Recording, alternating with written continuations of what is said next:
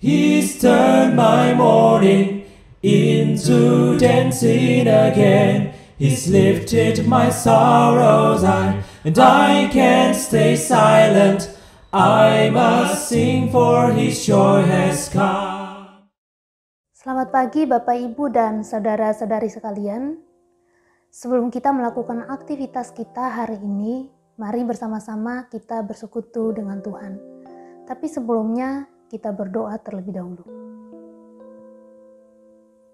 Tuhan, kami bersyukur untuk kebaikan Tuhan dalam hidup kami, bersyukur untuk kekuatan, kesehatan yang Tuhan berikan.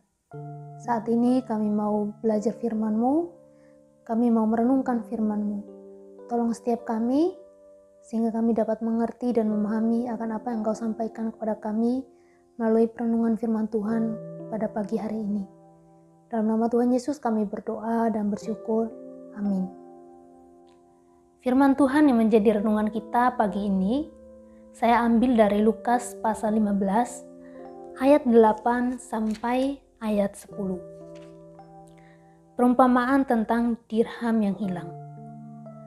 Atau perempuan manakah yang mempunyai 10 dirham, dan jika ia kehilangan satu di antaranya, tidak menyalakan pelita dan menyapu rumah serta mencarinya dengan cermat sampai ia menemukannya?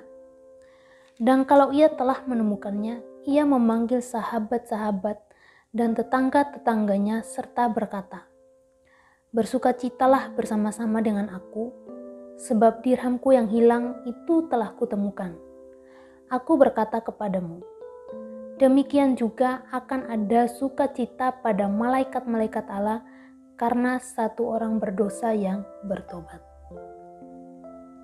Bapak Ibu, kalau kita punya barang yang sangat berharga bagi kita, sebuah barang yang menjadi barang kesayangan kita, kemudian suatu ketika kita kehilangan barang itu, maka kita berusaha untuk mendapatkan kembali barang tersebut. Ada seorang anak yang mendapatkan sepasang anting dari ibunya sebelum ibunya meninggal. Tapi beberapa bulan kemudian, dia kehilangan salah satu dari anting itu. Dia sangat sedih. Bahkan dia berusaha terus untuk mencari anting yang hilang tersebut. Mengapa? Karena anting itu sangat berharga bagi dia. Selain karena harganya, karena anting itu merupakan anting pemberian dari ibunya. Sehingga anting ini adalah anting yang menjadi barang kesayangan dia, yang menjadi sangat berharga bagi dia. Sehingga dia mencari barang tersebut. Kita juga akan melakukan hal yang sama kalau kita kehilangan barang kesayangan kita. Sama seperti bacaan kita tadi, di mana menceritakan tentang seorang perempuan yang kehilangan 1 dirham. Dia punya 10 dirham dan dia kehilangan 1. Nah, dia masih punya 9, tapi dia berusaha untuk mencari yang 1 itu. Kalau kita lihat di situ, di ayat 8, dimulai dengan sebuah pertanyaan, di mana pertanyaan itu tidak membutuhkan jawaban. Pertanyaan dalam bentuk retoris, artinya apa? Ketika ada perempuan yang kehilangan dirham, maka yang dia lakukan adalah pasti mencari dirham yang hilang itu. Nah, dalam perumpamaan ini diceritakan bahwa perempuan ini berusaha untuk mencari salah satu dirham itu. Ada beberapa pendapat yang mengatakan bahwa kenapa dirham itu sangat berharga bagi dia.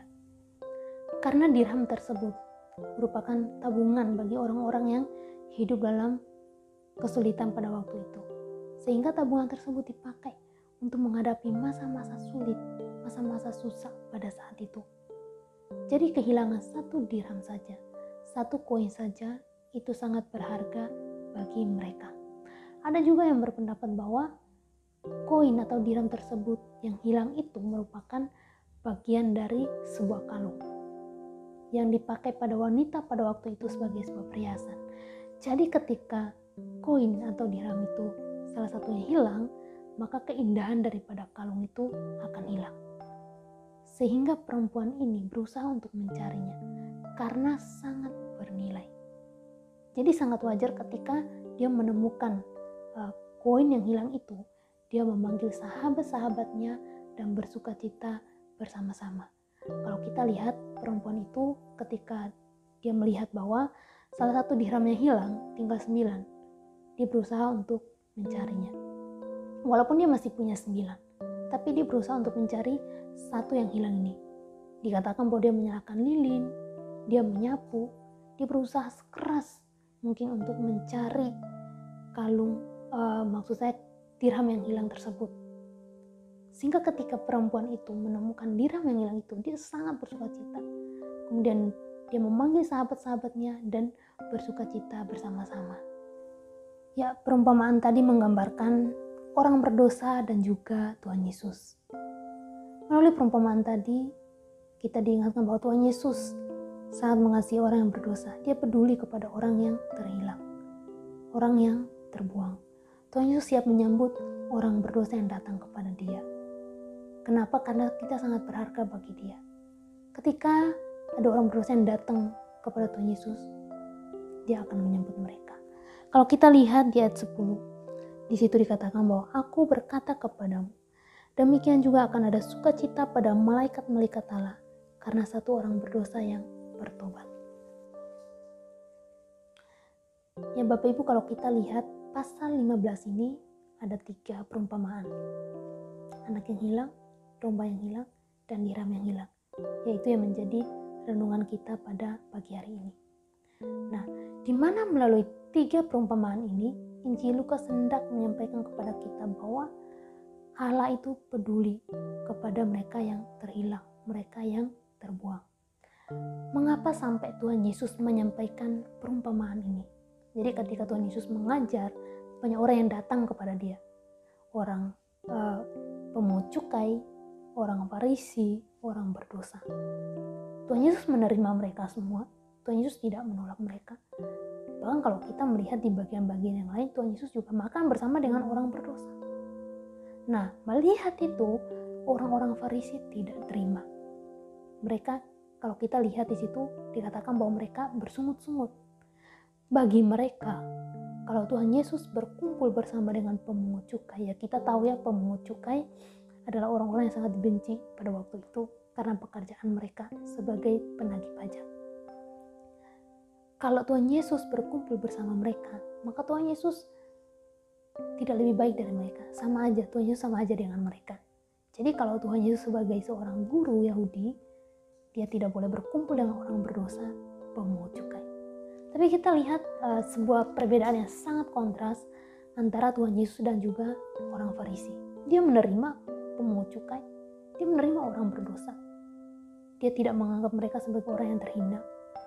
Kenapa? Karena Tuhan Yesus itu mengasihi tanpa melihat adanya perbedaan, tanpa melihat masa lalu orang itu, tanpa melihat siapa orang itu. Itu karena anugerah Tuhan. Ya bukan berarti karena orang berdosa pemungut cukai itu layak. Tidak, itu semua karena anugerah Tuhan. Kita melihat ya perbedaannya di sini. Sehingga melalui perumpamaan tadi hendak dikatakan bahwa Tuhan Yesus akan mencari mereka yang hilang. Ketika orang berdosa datang kepada Tuhan, dia terima. Dia akan selalu menunggu kita. Nah, melalui perumpamaan ini kita belajar juga dari teladan Tuhan Yesus, di mana kita juga mengasihi semua orang tanpa melihat siapa itu, tanpa melihat masa lalu daripada orang tersebut. Mungkin ada orang yang dalam tanda kutip memiliki sifat yang tidak baik, menurut kita jahat, tapi kita dituntut untuk mengasihi orang tersebut. Kita berdoa buat dia. Tuhan Yesus saja mengasihi kita adalah manusia berdosa, tapi dia mengasihi kita. Ya, kurang lebih satu bulan lagi kita merayakan Natal, di mana kita mengingat Tuhan Yesus datang ke dunia ini tujuannya apa? Untuk kita orang berdosa. Kalau Tuhan Yesus sudah mengasihi kita sebagai orang berdosa, masa iya kita tidak mau mengasihi sesama kita? Kita adalah sama-sama orang berdosa, sama-sama orang yang menerima anugerah dari Allah. Maka kita juga wajib mengasihi orang lain, mengasihi orang-orang di sekitar kita. Tuhan Yesus sangat mengasihi saya dan Bapak Ibu karena kita sangat berharga bagi Dia. Karena itu, mari kita selalu hidup menurut dengan kehendak Tuhan juga. Karena kita sudah menerima anugerah yang begitu besar. Mari kita berdoa. Tuhan, terima kasih untuk anugerah-Mu. Terima kasih karena Engkau sudah mengasihi kami manusia yang berdosa. Tuhan, ajar kami supaya kami menjadi orang yang mengasihi Engkau mengasihi sesama kami. Tolong kami Tuhan untuk menjadi orang yang selalu hidup berkenan kepadamu. Dalam nama Tuhan Yesus kami berdoa. Amin. Joy has come.